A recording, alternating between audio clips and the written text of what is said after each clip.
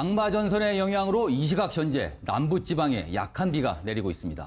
하지만 장마전선이 점차 북상하면서 밤부터는 서울을 포함한 중북부 지방으로 장맛비가 확대될 것으로 보입니다. 조경진 기자가 보도합니다. 오늘 밤부터 다시 전국에 장맛비가 내리겠습니다. 현재 중부지방은 소강 상태를 보이고 있지만 전라남북도와 경상남도에는 약한 비가 내리고 있습니다. 남부지방에 머물러 있는 장마전선은 오후부터 차츰 북상하면서 오후에는 충청권, 밤부터는 중부지방을 비롯한 전국에 강한 비를 뿌리겠습니다. 내일까지 예상 강수량은 시간당 30에서 80mm 정도인데 많은 곳은 120mm 이상의 폭우가 내릴 전망입니다. 오늘 낮 최고 기온은 서울이 27도, 대전이 25도, 제주가 30도로 기온은 평년과 비슷하거나 조금 낮은 수준을 나타낼 것으로 보입니다.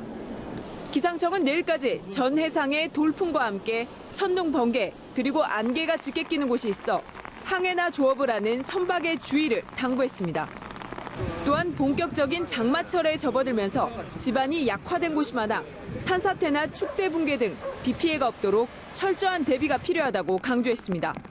MBN 뉴스 조경진입니다. 방글라데시의 수도 다카에서 IS로 추정되는 무장괴한들이 10시간 동안 인질 긁어버려 모두 20명의 희생자가 발생했습니다.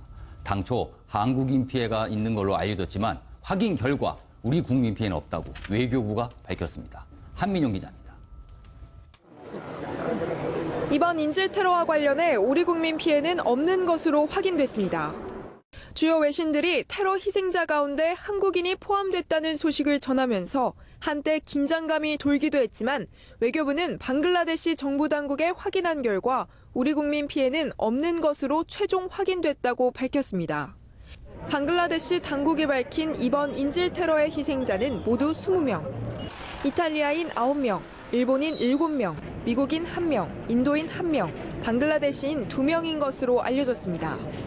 테러리스트들은 당시 인질들에게 이슬람 경전인 코란을 암송하게 한 뒤 암송하지 못하는 사람은 흉기로 잔인하게 살해한 것으로 전해졌습니다. 최대 희생국인 이탈리아 정계는 잔악성에 경악했다며 광기 어린 테러에 굴복하지 않겠다고 밝혔습니다. 아시아 국가 가운데 가장 큰 피해를 입은 일본 역시 이번 테러를 강하게 비판했습니다. 今回の残虐非道なテロによって何の罪もない多くの方々の命が奪われました。強い憤りを覚えます。 일본인 희생자 7명은 모두 방글라데시 개발협력 프로젝트에 관한 컨설턴트 업체 사원들인 것으로 전해졌습니다. 한편 IS가 프랑스 연쇄 테러 이후 유럽에서 아시아로 공격 범위를 넓히면서 테러 안전지대는 사라졌다는 평가와 함께 테러의 공포는 더욱 커지고 있습니다. MBN 뉴스 한민용입니다. 네, 친인척 보좌진이 없다던 국민의당도 논란에 휩싸였습니다. 법적으로는 친인척이 아니라 문제가 없다고 하는데 국민 감정이 이렇게 받아들여줄까요? 전준영 기자가 보도합니다. 새누리당과 더민주가 친인척 보좌진 채용 논란으로 몸살을 앓을 때 국민의당은 우린 문제가 없다고 재빨리 선을 그었습니다. 저희 당이 조사한 걸로서 봐서는 이 원에 관해 있는 보좌진은 없는 것으로. 하지만 불과 하루 만에 국민의당도 친인척 보좌진 채용 의혹이 불거졌습니다. 송기석 의원은 형수의 동생을 운전기사로, 정동영 의원은 아내의 칠촌 조카를 비서관으로 각각 채용한 사실이 드러난 겁니다. 이게 문제되는 친인척은 아니지 않느냐, 뭐 이렇게 당시에는 그렇게도 생각을 했었는데. 형수의 동생과 아내의 칠촌은 법적으로는 친인척으로 보지 않습니다. 다만 국민정서상 완전히 남이 아니라는 점에선 문제가 된 다른 의원들의 친인척 보좌진과 다를 바 없다는 목소리도 있습니다.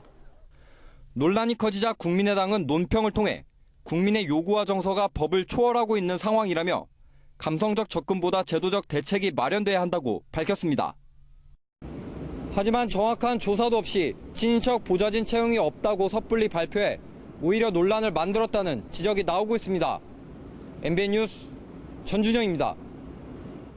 지난주 정치권은 국회 보좌관들이 무더기로 사퇴하는 일이 벌어졌습니다. 또 야권의 대권 주자 2명이 관심의 중심에 섰습니다. 무슨 일이 왜 벌어졌는지 지금부터 살펴보겠습니다.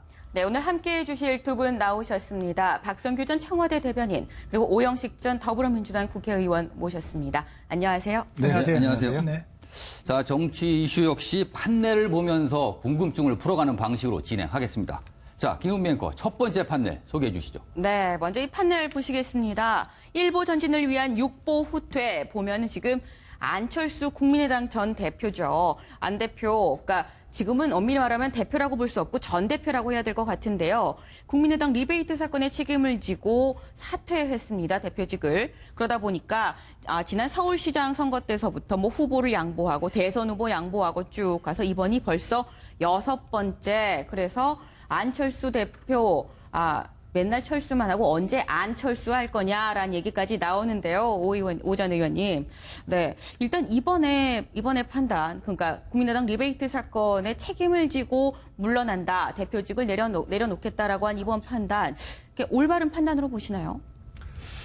뭐 아쉬움이 있죠. 뭐 제가 보기에는 안철수 전 대표로서는 고육지책 아닐까 싶고요. 정책으로 굳이 분석적으로 말씀드리자면 이제 대권 주자로서의 본인의 출구 전략의 하나다 이렇게 봅니다.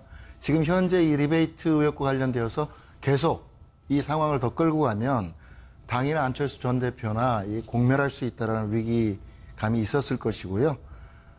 그 상황에서 새 정치나 책임 정치의 명분을 확보하고 국면 전환의 모멘텀을 만들어 볼 필요성이 있다는 그런 판단에서 내린 결단이다. 저는 이렇게 보고 있습니다. 예, 소속 정당을 위한 국면 전환. 뭐 이거는 금방 납득이 됩니다. 자, 그런데 대권 주자 안철수라는 입장에서 보면은 이번에 사퇴 결정이 과연 대권 행보에 도움이 되는 건지, 뭐 몸이 가벼워졌다는 측면도 있으니까. 그러나 이번에도 역시 별다른 책임 없이 그냥 리더십을 발휘 못하고 물러났다는 또 이런 지적도 가능하거든요. 박성규 전 대변인께는 어떻게 생각하세요? 예, 이 평가에 좀 인색할 필요는 없을 것 같아요. 책임 정치 맞습니다. 그리고 안철수 의원이 이제까지 얘기했던 깨끗한 정치에 부합되는 행동이기도 하고요. 다만 이것이 대선 가도에 도움이 될 것이냐 아니냐 하는 문제는 좀 우리가 생각해 봐야 합니다. 그리고 이걸 정치공학적으로 생각하는 이 부분에 있어가지고는 판단을 좀 달리해야 합니다. 왜냐하면 우리 정치가 지금까지 모든 일이 벌어질 때마다 이게 유리할 건가 불리할 건가를 분석하는 쪽에만 집중이 돼 있었기 때문에 원칙에 어떤 면이 맞느냐는 얘기는 별로 없었거든요. 이번엔 제가 볼 때 그런 면의 평가가 있어야 되고요. 제가 볼 때는 물러난 것보다 더 중요한 게 있어요. 뭐냐면은 이번 과정에서 보여진 국민의당의 행보예요. 참신한 정치, 깨끗한 정치를 표방했는데 아시죠? 기억하시죠? 처음에 문제가 제기됐을 때 박지원 원내대표 검찰을 향해서 야당 탄압이라 주장을 했었습니다. 안철수 대표 보고 받았는데 별 문제 없는 걸로 내가 알고 있다 이렇게 얘기를 했습니다. 그리고 진상조사단을 꾸렸는데 이상돈 조사위원장이 뭐라 그러냐면은 검찰이 만약 이 문제를 가지고 기소하게 되면은 검찰이 망신당할 것이다 이렇게 얘기를 합니다. 전형적인 이제까지 정치권에서 일이 터질 때마다 보여왔던 그 패턴을 반복한 거예요. 그러다가 결국은 사과하고 물러나고 어떤 분은 그렇게 얘기를 했더군요. 2억 원짜리 위기도 제대로 극복하지 못하는 정당이 대선 주자가 어떻게 나라 전체의 관리를 한다고 나설 수 있겠느냐. 이 부분이 가장 아픈 부분이라고 생각합니다. 그러니까 사태 자체로는 뭐 높은 평가를 받을 수 있지만 그 사태까지 가는 과정에 대해서는 참으로 곳곳에 아쉬움을 남겼다는 이런 지적인 것 같습니다. 네. 자, 오영식 전 의원님. 네. 그렇다면 이렇게 사퇴한 안철수 전 대표, 이제는 평의원이 됐습니다. 근데 그런 자격인지는 몰라도 당에서 최근에 마무리가 되는 공부 모임, 매일 새벽마다 모이는 공부 모임이 있는데 이 공부 모임을 단 한 번도 빠지지 않고 참석함으로써 개근상을 또 받았다고 합니다. 그리고 사퇴 발표를 한 다음 날도 역시 이 공부 모임에 참석을 해서 열심히 공부를 했습니다. 자, 이 행보는 어떻게 좀 이해해야 될까요? 그 리베이트 의혹과 관련되어서 앞서 우리 말씀하신 것처럼 국민의당 그리고 안철수 대표의 대응과 행보는 참 아쉬운 점이 많습니다. 그리고 저는 비판받을 수밖에 없고 그 과정에서 안철수 전 대표가 상당한 정책 타격을 입은 것도 사실이거든요. 그러나 제가 보기에는 내년으로 예정되어 있는 대통령 선거에 대한 안철수 전 대표의 의지는 확고하다 이렇게 생각합니다. 따라서 이번에 이렇게 대권 주자로서 제가 출구 전략이다 이런 표현을 썼습니다만 이후부터는 대권 주자로서의 행보를 본격적으로 오히려 해 나갈 거로 예상이 됩니다. 원래 연말로 예상되는 전당대회를 치르고 본격적으로 대권 레이스에 뛰어들 거로 봤는데 이게 어떻게 보면 좀 빨라진 거죠. 한 6개월 정도 빨라진 거고요. 이번 리베이트 의혹 과정을 통해서 본인이 좀 받은 이런 정치적인 타격을 이후에 좀 더 적극적인 대권주자로서의 민생 행보 등을 통해서 만회하겠다는 의지의 일탄을 보여준 것 아닌가 이렇게 저는 그 당대표 사태가 오히려 대권 레이스를 조금 당긴 거고 그리고 평소에 본인이 갖고 있었던 준비와 공부는 계속하는 상황이다. 뭐 이렇게 이해가 될 것 같습니다. 자, 김은미 앵커 다음 판넬 보여주시죠. 네. 이번에는 제목이 나 대권 주자인데입니다. 보면은 총선 전에는 지금 여기 보시면 손학규 전 더불어민주당 상임 고문이죠. 손학규 전 고문이 더불어민주당에서 총선 전에는 톡을 써놔서 선거 좀 도와달라는 요청을 받았었어요. 총선 후에 이제 여소야대 국면이 되고 새누리당에서 물론 일부의 주장이었긴 합니다만 혹시 비대위원장으로 오지 않으시겠느냐 그랬었죠. 그리고 지금에 와선 이제 국민의당 위기에 빠진 국민의당이 와서 대선 주자로 좀 같이 안철수 전 대표랑 경쟁 좀 해달라라고 얘기를 하고 있습니다. 네. 일단 뭐 비대위 단골 손님은 맞긴 맞는데요. 일단 보겠습니다. 근데 손 대표 이렇게 항상 위기 때마다 손 전 대표를 찾는 이유가 과연 뭘까요, 오 전 의원님? 저도 뭐 정치를 해온 한 사람으로서 어떻든 저희 그 당적을 갖고 계신 전 상임 고문님에 대해서 요새 이렇게 국민의당에서 공개적으로 러브콜을 하는 거는 정치도 이상으로는 예의는 아니다 이런 생각이 듭니다. 지금 엄연히 더불어민주당 소속이시지 않습니까? 그렇습니다. 그리고 이제 또 제가 판단하기에는 지금 손학규 전 상임고문께서 쉽게 몸을 움직일 수 있는 상황도 아니라고 봅니다. 만약에 지금 제3의 길로서 어떠한 선택을 현재의 정치 지형과 정당 구조에서 한다고 할 경우에는 그동안 손학규 전 상임고문과 함께 했던 의원들이 움직이기가 어렵고요. 그런 만큼 지금 당장 몸을 움직이시는 것은 국민들이 보시기에도 명분이 없는 것이다 이렇게 생각이 듭니다. 흔히 하는 말 좀 우스갯소리로 이제 2년여 가까이 강진 톡을 해서 돌을 닦으셔서 뭔가 이 어려운 상황에 하나의 좀 수를 갖고 계시지 않나 이러한 차원에서 러브콜이 있을 수도 있습니다만 흔히 손학규 전 대표 하면 중도 확장성 이야기를 많이 합니다. 그렇기 때문에 내년 대선을 앞두고 당의 지지율을 끌어올리고 또 대권 경선의 어떤 흥행을 담보하기 위해서 손학규 전 대표께서 갖고 있는 일정한 지지 기반과 인지도가 페이스메이커로서 모든 당에게 매력 있게 비춰지는 측면이 있다 이렇게 보여집니다. 그런데 말입니다. 여야 정당이 여야를 가리지 않고 본인 정당이 위기가 있을 때만 손학규 전 고문을 찾는다는 이 문제가 아주 주목을 받는데 이것은 손학규 전 고문에 대한 어떤 잠재력을 보는 겁니까? 아니면 오히려 한계가 되는 겁니까? 저 참 안타깝습니다. 좀 이런 얘기하는 것 자체가 지금 오영식 전 의원 얘기한 대로 매력 있는 정치인인 거 맞습니다. 그리고 여야를 중도와 보수 또 진보까지 오를 수 있는 흔하지 않은 정치인이라는 거 인정합니다. 그러나 분명한 것은 은퇴를 하신 분입니다. 국민 앞에 약속을 했습니다. 정치인이 우리 대한민국 정치가 불신을 받고 있는 이유 가운데 저는 가장 대표적인 게 정치인의 믿지 못할 거짓말이라고 믿습니다. 그런데 이분 아시는 대로 2008년도 민주당에 가셔서 대표로서 총선 치러내고 총선 패배했어요. 그리고 2년 동안 강원도 춘천인가요? 가가지고 집권하셨어요. 그때도 은퇴라고 얘기를 했었던 걸로 전 기억을 합니다.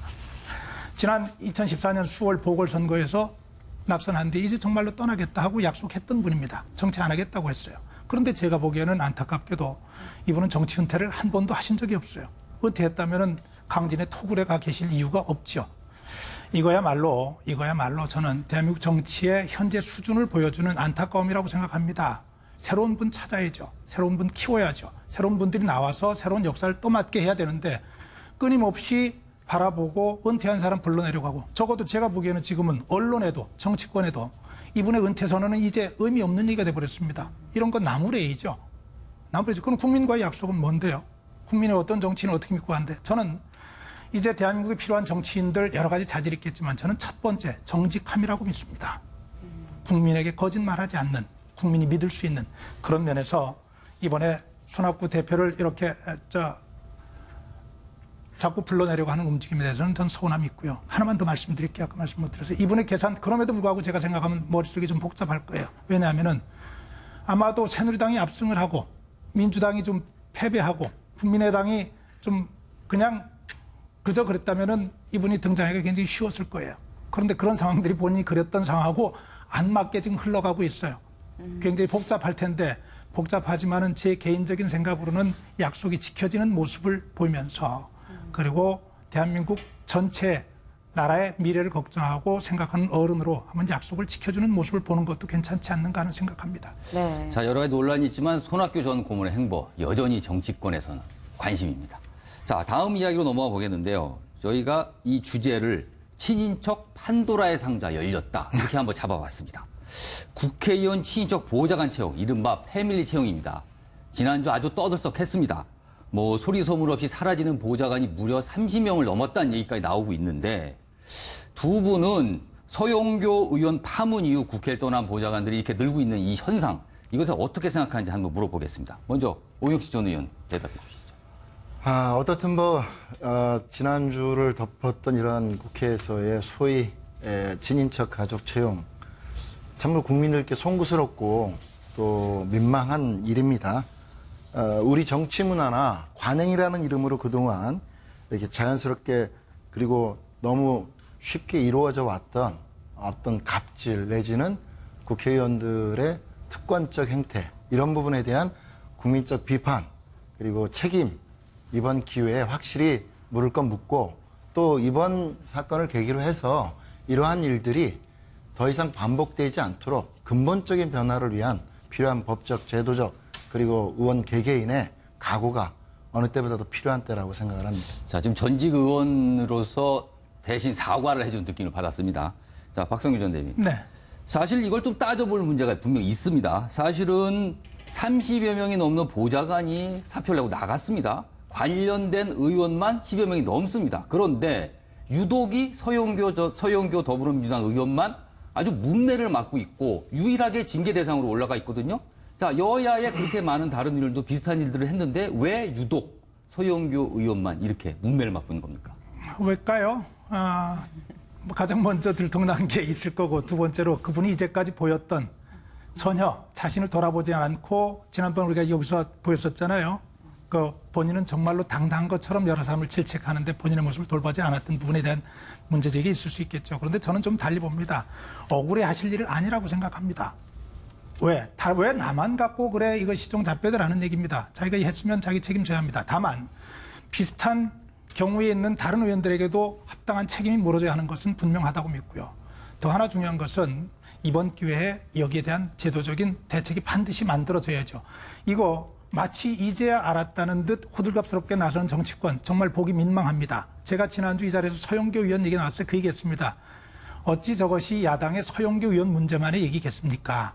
모든 정치권 전체의 문제일 겁니다. 라고 제게 얘기를 했었습니다. 이 부분에 있어서 국민이 분노하는 것은 다른 것 아니잖아요. 나라 걱정하는, 나라의 미래를 설계하라 그랬더니 자기 가족 챙기고 자기 인척 챙기고 가부장적 직업인으로서의 모습을 보여준 데 대해서 국가의 지도자가 아니라 그런 부분에 대한 안타까움이거든요. 우리 하나 짚어야 될 것은 17대에서 19대에도 가족 채용 금지에 관한 여러 가지 법안들이 제기됐었습니다. 근데 상임위에서조차 한 번도 논의가 안 되고 그냥 폐기가 됐어요. 이번 기회에 정말로 국민의 눈 의식하시고 이번 기회에 반드시 좀 이런 제도는 만들어 주셔야 합니다. 사익을 추구하는 일은 어떤 경우에도 할 수 없도록 법을 만들어야 한다고 믿습니다. 자, 지금 이슈가 된 게 사실은 보좌진을 가족, 친인척으로 채용했다는 게 문제가 되는데, 근데 엄격히 따지고 보면 이 정도의 선에서 끝나지 않는다는 얘기가 자꾸 나오고 있습니다. 그렇습니다. 보좌관의 급여를 가로챈다든가 아니면 후원금을 강요한다든가 그 전혀 다른 이상한 아주 세상이 기상천외한 방식으로 보좌관 채용을 편법 운영한다는 얘기가 자꾸 나오는데, 자, 오영식 전 의원님, 어떤 얘기를 과거에 의원실을 많이 들으셨어요? 종종 사실 제가 원내에서 활동하면서도 있었습니다. 제가 앞서 말씀드린 것처럼 이것이 갑자기 새롭거나 최근에 벌어진 일들이 아니라 이전에 관행이란 이름으로 일각에서 이루어졌던 일들이거든요. 그러나 이것은 어떤 사법적 책임 문제 이전에 국민의 눈높이에서 봤을 때 또 정치 도의적 윤리적 측면에서 용납되기 좀 어려운 겁니다. 따라서 이번에 상황이 이렇게까지 간 마당에 안타깝지만 서영교 의원을 포함해서 거기에 해당하는 합당한 책임을 묻는 것을 넘어서 이번에는 전면적인 정치개혁적 차원에서의 법 제도의 개혁이 필요하다. 그래서 앞서 언급한 것처럼 이전에 논의됐던 것들, 이번에 그 국회 차원에서 특권 내려놓기에 특별기구를 구성하게 된 것은 그래서 시의적절하고 일단은 국민들이 환영한다고 봅니다. 그러나 다른 한 측면에서는 또 저렇게 크게 그냥 부풀렸다가 용두삼이 되지 않겠냐라고 하는 의심의 눈초리도 있거든요. 이번 기회에 이러한 친인척 채용을 금지한다거나 또 보좌진들로부터는 어떤 정치 후원금을 아예 받을 수 없도록 그러한 정치자금 관련법을 개정한다든가 등등 이러한 것을 국민들께 각오를 넘어서 법제도 개혁을 통해서 이제는 이러한 후진적이고 구태한 정치 문화나 행태가 반복되지 않도록 국민들에게 보여드려야 된다 이렇게 생각됩니다. 이런 한심한 사건이 벌일 때마다 궁금한 게 있습니다. 이 소위 선진국이라는 나라들은 어떤 식으로 운영을 하고 있을까? 자, 박성규 전 대변인. 네네. 과거 미국에서 보좌관 생활도 하셨으니까 이 내용에 대해서는 참 잘 아실 것 같은데요. 예, 맞습니다. 미국에서 보좌관 의회에서 보좌관 생활하면서 제일 부러웠던 것 중에 하나입니다. 현재는 하원 외교위원장을 맡고 있는 에드워드 로이스 의원인데요. 미국에서 한마디로 보좌관은 실력이 없으면 한순간도 버틸 수 없는 정말 전문적 식견, 의회 활동 경험이 의원들을 압도하는 사람들입니다. 그래서 보좌관들 사이에 이런 농담이 있어요. 의원은 보좌관과 시민을 중개하는 중개인일 뿐이다. 그 얼마나 오만한 얘기입니까? 그러나 이 얘기의 저변에는 내가 없으면 우리 의원은 무너질 수밖에 없다는 자부심이 굉장히 강하게 배 있습니다. 미국 친인척 보좌관 쓸 수 없도록 1960년대부터 완전히 법제화 시켜놨습니다. 그리고 그렇지 않은 보좌관도 나하고 어떤 관계가 있는지를 의회 사무국에, 인사국에 다 신고하도록 돼 있습니다. 보좌관들의 친인척 쓴다는 거 말 못하게 돼 있고요. 이 보좌관이 없으면은 의원들은 존재할 수 없는 존재입니다. 자, 이 보좌관들 관련된 이 채용 문제, 그리고 보좌관들하고 후원금이나 아니면 뭐 여러 가지 그 급여 반납을 강요하는 문제, 하루 이틀이 아닌데 이번엔 뿌리 뽑힐 수 있을지 정말 지켜보겠습니다. 자, 다음 이슈는 역시 지난주를 뜨겁게 달궜는데요. 이정현 새누리당 의원, 과거 청와대 홍보수석이었습니다. 세월호 언론 보도 관련해서 한 언론사 보도국장에게 전화를 걸어서 보도에 대해서 여러 가지 얘기를 이러쿵저러쿵 했습니다. 그게 논란을 벌이고 있는데요. 일단 이정현 의원의 목소리 한번 듣고 가시죠. 이런 식으로 지금 국가가 어렵고 지금 나라가 어려운데 지금 이 시점에서 그렇게 해결하고 정부를 이렇게 두드려 패야지 그게 맞습니까? 이 선배, 이게 뭐 일부러 우리가 좀 그 해경 갖다 뭐 두들겨 패려고 하는 겁니까? 아니 지금 그런 식으로 9시 뉴스에 잘못되면 안 되고 말이야. 이 앞에 뉴스에다가 지금 해경이 잘못한 것처럼 그런 식으로 내고 있잖아요. 아니 지금은 뭉쳐가지고 말이야. 제 얘기 좀 들어보세요. 이렇게 해경을 작성을 내면은 제 얘기 들어보세요. 그걸 해나가겠습니까? 이상한 방송들이 사모님으로 똑같이 지금 그렇게 몰아가고 있는 것 같아요. 그 자꾸를 어떻게 공영방송이 이 위기 상황에서 지금 아니 누구 잘못으로 이 일이 벌어져가고 있는데 아니 이번 지금 저렇게 사투를 사례를 다해서 하고 있는 거기다 대고 이렇게 정부를 지금 그런 식으로 거기를 아니 그리고 본인이 직접 그것도 아니고 왔는데도 불구하고 그렇게 과정에서 해경을 지금 그런 식으로 몰아가지고 제 말씀 좀 들어보세요. 홍보수석의 역할이라고 생각했고 그때 저는 그것에 충실하려고 노력을 했습니다. 왜? 국민들이 정확한 사실을 알아야 되니까. 네. 근데 지금 들어보셨는데요. 사실 박성규 전 대변인님 청와대에 계셨었잖아요. 예. 또 일각에서는 그런 얘기도 합니다. 물론 이제 찬반이 나뉘는 얘기이기 때문에 일각에서는 뭐라고 얘기하냐면 아니 보통 기업의 홍보실 같은 경우에서 뭐 안 좋은 언론의 기사가 나면 전화가 빼주세요 하는 게 당연한 거 아니냐라고 말을 하는데요. 물론 이제 기업과 청와대를 같은 시각으로 볼 수는 없겠습니다만 어떻게 보세요? 청와대에 계신 분으로서. 우선은 이번 사태 굉장히 좀 안타깝고 답답하게 봅니다. 지금 말씀하신 대로 나와 관련된 우리 조직과 관련된 기사가 나갈 때 적어도 사실관계에 있어서 잘못됐다고 얘기할 때는 당연히 얘기할 수 있죠. 얘기해야죠. 그 사실 그거 아닌데요. 이건데요. 얘기해야 합니다. 안 하면 그것이 조직의 일원으로서 자기 역할을 하는 것이 아니죠. 네. 그런 면에 있어서 저는 홍보수석이 KBS 보도국장에게 전화했다는 것 자체를 가지고 문제 삼는 것에 대해서는 크게 동의하지 않습니다. 그러나 지금 진행되는 얘기들, 녹음된 내용을 들어보면 오해 소지가 분명히 있습니다. 뭐냐면 그건 전제가, 대전제가 있거든요. 뭐냐면은 절제된 단어, 그리고 정제된 표현을 가지고 사실은 문제 제기를 해줘야 돼요. 그리고 거기에 가장 기본적으로 들어갈 것은 언론의 역할에 대한 존중이 앞에 들어가야 합니다. 이 부분에 있어서 언론이 하고 있는 역할에 대한 존중이 들어가야 하는데 물론 있었는지 없었는지는 저 부분만 들어봐가지고 사실은 제가 잘 모르겠어요. 그러나 전화의 방식과 전화에서 사용된 언어나 이 내용 양쪽의 문제가 다 있을 수 있다는 그런 생각은 듭니다. 좀 아쉽게 생각이 들어요. 그런 면에서 또 하나 대통령 주변에서 대통령을 보좌하는 이른바 참모진들이 가져야 할 말과 또 행동과 태도와 이런 부분에 대한 것도 같이 한번 생각하게 되는 그런 사건이라고 좀 봅니다. 그러니까 언론 보도 자체에 대해서 홍보수석이 언론사의 연락을 취해서 그거에 대한 의견 표명을 하는 거는 상관이 없지만 경우에 따라서 그런 어떤 말의 분위기라든가 내용의 일각 어떤 압력으로 느낄 수 있다. 이런 가능성이 있다라고 좀 말씀하신 것 같은데. 예, 제가 보니까 그럴 수 있습니다. 자, 오영식 전 의원께서는 조금 다른 생각을 가졌을 것 같은데 어떤 입장이십니까? 저는 뭐 큰 틀에서는 뭐 우리 박성규 전 대변인 말씀에 저도 공감합니다. 예, 홍보수석이 홍보나 내지는 업무의 연장선상에서 언론에 연락을 하거나 접촉을 하는 것 자체가 문제일 수 없죠. 문제는 구체적인 그 내용과 관련된 문제입니다. 이 박근혜 정부가 들어서가지고 가장 크게 지적받는 것 중에 하나가, 특히 좀 거부하실 수도 있습니다만, 민주주의가 많이 후퇴했다. 이런 비판의 목소리도 많은데요. 그 중에 가장 중요한 부분 중에 하나가 언론의 자유가 많이 침해되고 후퇴됐다. 이런 지적들을 받아왔습니다. 이 문제가 요번에 새롭게 지금 제기된 게 아니거든요. 이미 2년 전에 이 문제가 또 제기됐고요.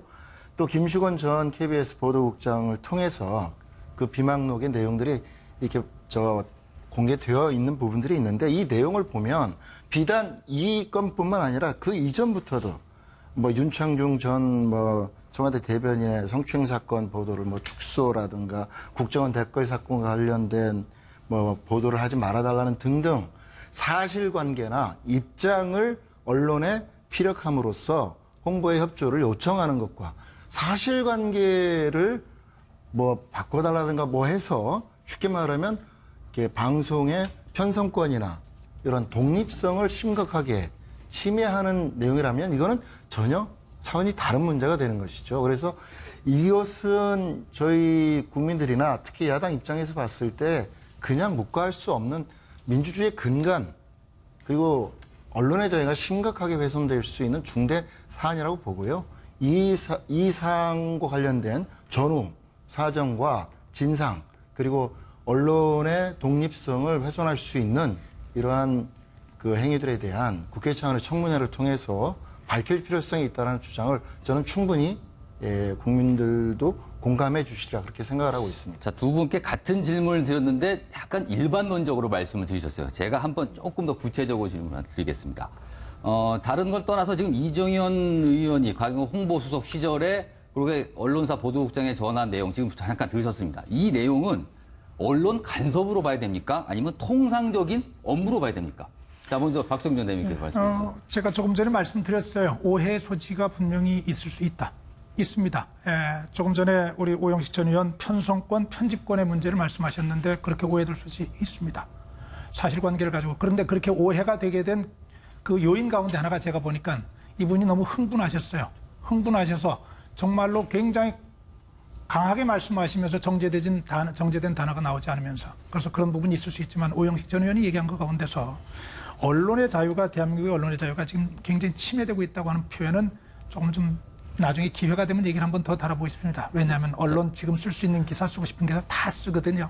이 지금 공개된 녹취록을 일반 국민이 들어봤을 때 어떻게 볼까요? 그것을 단순히 좀 협조 요청 내지는 업무의 일환으로 볼까요? 아니면은 이렇게 보도해달라 저렇게 보도해달라고 하는 그런 방송 편성에 대한 침해 내지는 개입 내지는 청와대의 권력을 등에 업은 외압이라고 볼까요? 저는 후자로 일반 국민들이 많이 평가할 거다, 또 판단할 거다 그런 생각을 갖고 있습니다. 자, 오늘 두 분 말씀 여기서 마치겠습니다. 감사합니다. 감사합니다. 감사합니다.